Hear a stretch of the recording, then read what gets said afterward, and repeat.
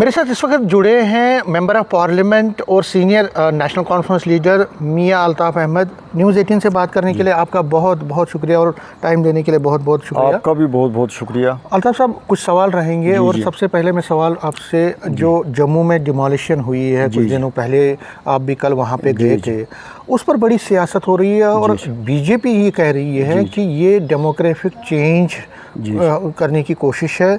दूसरा, जो भी इलीगल एनक्रोचमेंट्स हैं उसको किसी हद तक बर्दाश्त नहीं किया जाएगा और जो है सभी को इसके लिए काम करना चाहिए। कहीं ना कहीं वो इस चीज़ को, जो एक्शन हुई है, उसको डिफेंड कर रहे हैं। देखिए, मैं आपको बताऊं कि ये बदकिस्मती का मामला था। उन गरीब लोगों के मकान गिराने की कोई जस्टिफिकेशन नहीं थी, कोई ऐसा उन्होंने काम नहीं किया था। यहाँ पर मैं फॉरेस्ट मिनिस्टर रहा हूँ 6 साल। लखनपुर से लेके जोजिला तक और वहाँ से पुंछ तक हर जगह फॉरेस्ट की ज़मीन पे वक्तन फ़वक्तन इंक्रोचमेंट हुई। अब सलूक करना है तो हर एक के साथ फिर यकसां सलूक करो, फिर हर एक को निकालो। जो बड़ा आदमी है, जो अफसर है, जो बिज़नेसमैन है, जो सियासतदान है, उनको तो आप कुछ कर नहीं सकते, उनको तो आप निकाल नहीं सकते, उनको तो आप नोटिस नहीं दे सकते। तो जो कार्रवाई यहाँ पे इन गरीब लोगों के ख़िलाफ़ की है, उससे पूरी जम्मू कश्मीर में रिजेंटमेंट है। लोग इस वाक़े से नाराज़ हैं, चाहे वो गुजर कबीले से ताल्लुक़ रखते हों या दूसरे मज़हब से रखते हों, दूसरे कबीले से रखते हों, कि इस तरह इन पे ये चीज़ नहीं होनी चाहिए थी। मैं आपको 1 मिनट का अगर मुझे आप टाइम देंगे तो मैं शॉर्ट पॉसिबल मैं कोशिश करूँगा ये बताने की कि जो हमारे गुजर लोग जम्मू डिस्ट्रिक्ट में रहते हैं, उनमें 90% लोगों के पास मलकियत की ज़मीन है। उन्होंने ना सरकारी ज़मीन पे कब्ज़ा किया हुआ है, ना फॉरेस्ट की ज़मीन पे किया हुआ है। ये जम्मू के लोगों को वेरीफाई कर लेना चाहिए, मीडिया को भी वेरीफाई कर लेना चाहिए। अब कुछ लोग हैं नौबैठ जो 6 महीने यहाँ होते हैं, 6 महीने कश्मीर होते हैं, या कुछ दोदी गुजर हैं। दोदी गुजरों में से भी कुछ लोग जिनके पास अपनी ज़मीनें नहीं हैं। फिर 5 अगस्त 2019 के बाद ख़ुद गवर्नमेंट ऑफ इंडिया ने कहा कि यहाँ फॉरेस्ट राइट एक्ट लागू नहीं था, तो हम ये लागू करेंगे और इससे गुजर बकरवाल जो हैं या दूसरे फॉरेस्ट डेवेलपर्स का मतलब ये है कि कोई भी हो, कश्मीरी बरादरी का हो, सिख बरादरी का हो, हिंदू बरादरी का हो, जो जंगलात में पिछले कई अरसे से रहता है, उसको हम जंगल की ज़मीन का हक़ देंगे। और वो भी ऐसा नहीं है कि हर एक को हक़ मिल जाएगा, वो भी किसी रूल के तहत मिलेगा। उसकी भी कोई गाइडलाइन है। वो नहीं है कि जी मैं उसका हक़दार हूँ, मैं नहीं हूँ। जिसके पास ज़मीन नहीं है वो फॉरेस्ट का ज़मीन का हक़दार होगा हिंदुस्तान के उस कानून के तहत। तो ये जो लोगों को परसों इन्होंने निकाला, जिनके मकान गिराए, ये उस ज़ुमरे में आते थे। पहले इनका वेरीफाई कर लेना था कि हम ही ने ऐलान किया कि हम इनको देंगे, तो फिर बजाय देने के इस तरीके से इनको नहीं डिमॉलिश करना था। बठिंडी में बने मकान पिछले 30 साल से बन रहे हैं, तो वहाँ भी मैं ये आपके ज़रिए कहना चाहता हूँ कि वहाँ भी वेरीफाई करो। तो गुजर बरादरी के 5% से ज़्यादा आदमी नहीं होंगे। वहाँ बसा है तो हर बरादरी का और हर मज़हब का बसा है। सिदरा की बात है तो वहाँ भी वेरीफाई कर लें कि हमारा 5% से ज़्यादा आदमी जो है वो नहीं होगा। लेकिन जो एक प्रोपगंडा किया जाता है, ये कहा जाता है कि जी इन्होंने आके जम्मू में कब्ज़ा कर लिया है। हम लोग जो हैं, हमने इतनी मिलिटेंसी हुई, हमने ना हिंदुस्तान से पैसा खाया ना पाकिस्तान से पैसा खाया, हमने बॉर्डरों पे हिफाजती कोई नुकसान नहीं किया। तो ये कम अज़ कम पहली बात ये है कि यहाँ पे जो ये परसेप्शन है, जो लोगों को ये बताया जा रहा है कि गुजर बरादरी के लोग यहाँ पे ये चीज़ कर रहे हैं, मैं कहता हूँ, मेरी ये मांग है हुकूमत से कि एक सिटिंग जज को, हाई कोर्ट का जज जो है उसको बिठाएं, सिटिंग जज से ये तहकीकात करवाएं कि गुजर बरादरी के कितने लोग हैं जिन्होंने इनमें इंक्रोचमेंट की हुई है, क्या सारे हम ही लोग हैं या दूसरे लोग भी हैं।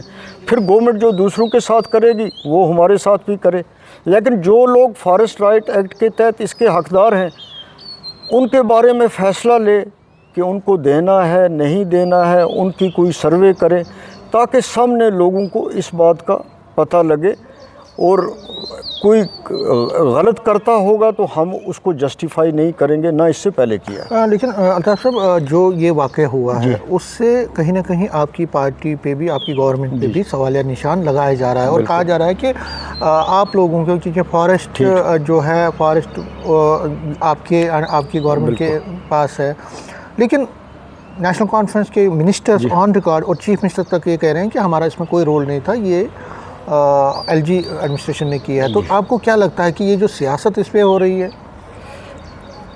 देखिए जनाब, इस पे हमारे लोगों की नाराज़गी बरहक है, और रियासती सरकार से नाराज़गी होना एक कुदरती अमर है, क्योंकि उनको बहुत बड़े पैमाने पे वोट दिए, बहुत बड़े पैमाने पर, तो उनसे ज़्यादा एक्सपेक्टेशंस हैं कि उनके ज़माने में ऐसा नहीं होना चाहिए था। अब हमने तो रियासती सरकार से ही बात करनी है, हमने तो उनको ही कहना है, तो हमारा जो काज है वो चाहे वो एलजी एडमिनिस्ट्रेशन के साथ बात करें तो हुकूमत की लेवल पे ही होगी, मेरी लेवल पे या आम गुजर के लेवल पे तो नहीं होगी। अगर कोई मामलात हैं तो सॉर्ट आउट किन को करने हैं? रियासती हुकूमत को ही करने हैं। एक हुकूमत वहाँ बैठी है तो उसी को करने हैं, वो उस मामले में उनको भी अपनी पोजीशन जो है क्लियर करनी चाहिए।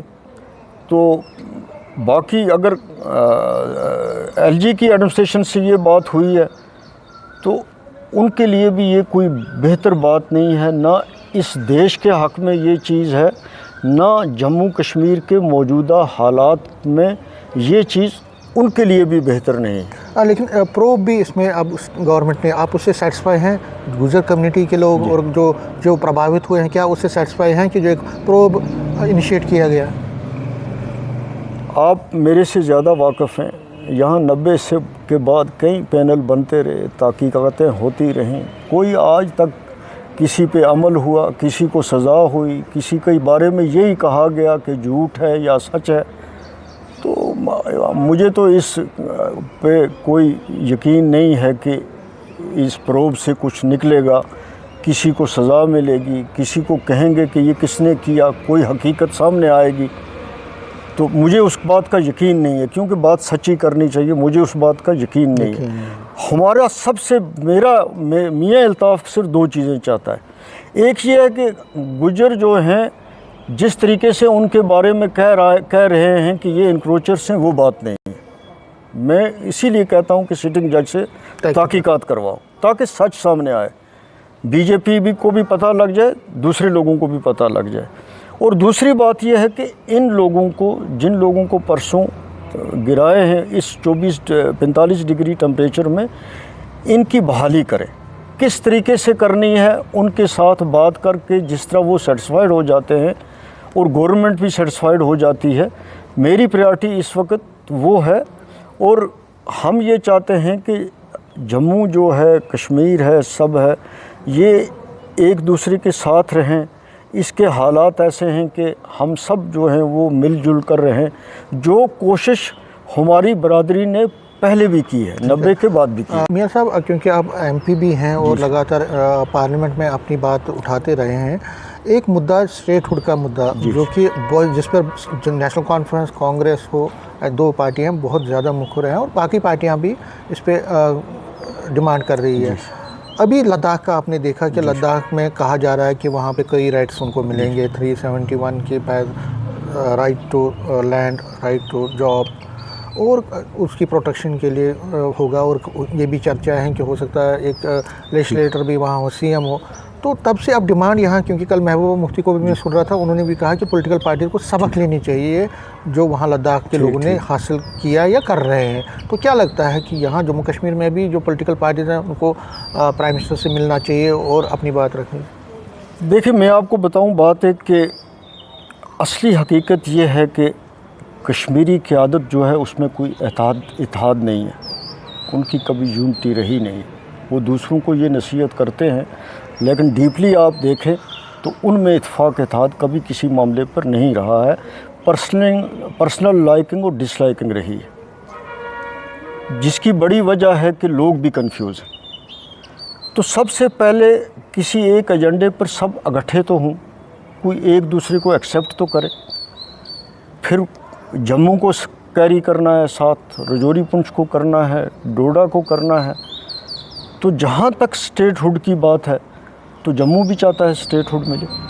जम्मू वाला उस स्टेटहुड के ख़िलाफ़ नहीं है, रजौरी पुंछ का नहीं है, डोडा का नहीं है। तो कोई अगर सारे इस बात पर मुत्तफ़िक होकर बातचीत के बग़ैर कभी कोई मसला हल होता ही नहीं। बातचीत से ही मसले हल होने हैं। अब मैं तो अगर उससे 2 कदम आगे बढ़ के ये कहूँ कि जी उनसे भी बात करनी चाहिए जो नाराज़ हैं, तो कोई गुनाह नहीं है।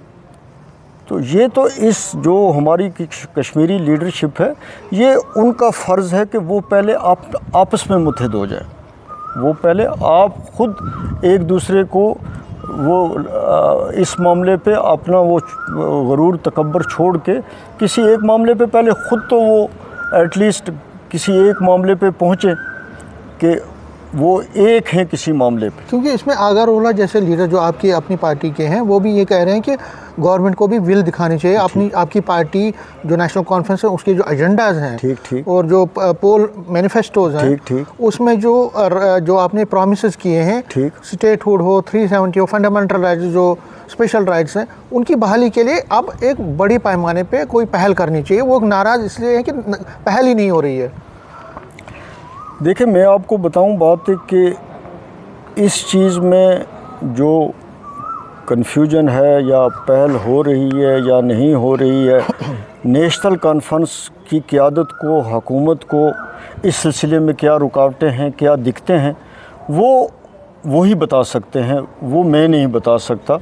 लेकिन मैं भी ये तो कहता हूँ कि ठीक है, जो कुछ हमने उस वक़्त कहा था हमें उसके लिए स्ट्रगल करना चाहिए।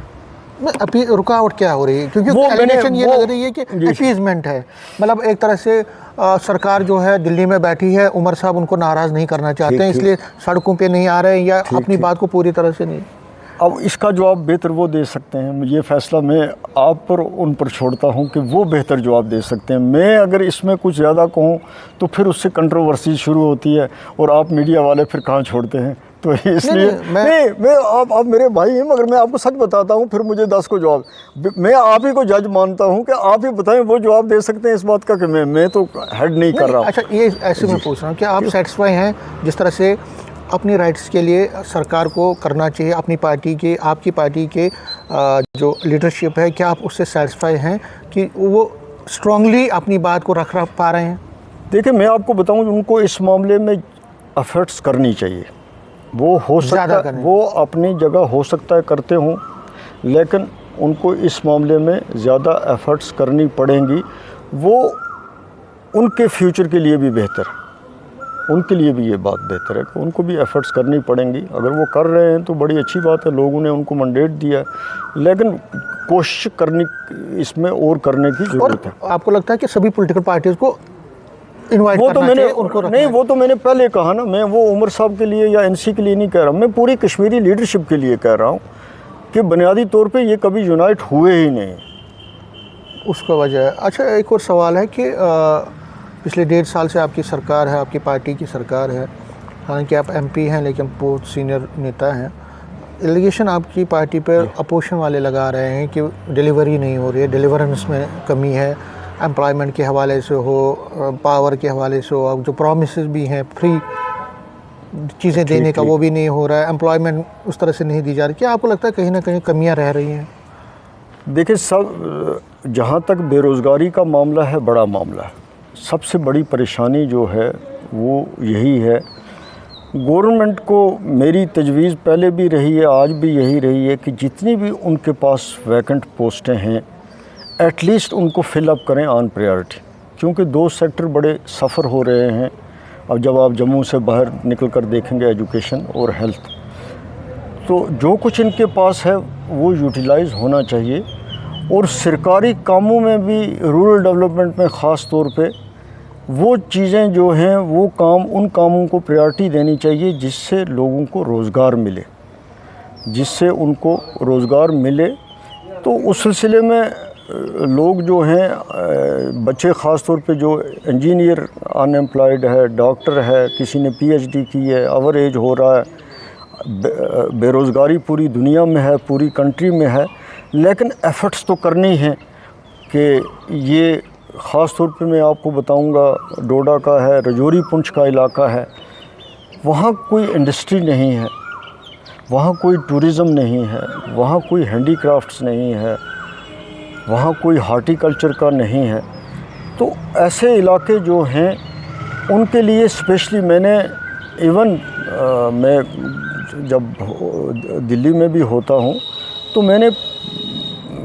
मैं वहाँ उसकी डिफेंस की सिलेक्टिव कमेटी का, कंसल्टेटिव कमेटी का मेंबर हूँ। तो मैं स्ट्रांगली वहाँ इन बॉर्डर बेल्ट का काज प्लीड करता हूँ। मैंने राजनाथ जी उसको हेड करते हैं, मैंने उनमें कई बार ये बात कही, वहाँ आर्मी चीफ भी होते हैं, डिफेंस सेक्रेटरी भी होते हैं, कि एटलीस्ट आप इन बॉर्डर एरियाज़ के लोगों को आर्मी में तो भर्ती करो, पैरामिलिट्री फोर्सेस जो हैं उसमें इनको दे दो। वीमेन आप आर्मी में ले रहे हैं, उसमें इस इलाके को देखिए। तो रियासती हुकूमत हो या मरकज़ी हुकूमत हो, उनको भी सारे जम्मू कश्मीर के जो इलाके हैं उनके लिए इस एम्प्लॉयमेंट के हवाले से मज़ीद इक़दाम करने की ज़रूरत है। न्यूज़ 18 से बात करने के लिए शुक्रिया। कैमरामैन साहिबा के साथ में समीर भट्ट, न्यूज़ 18 जम्मू।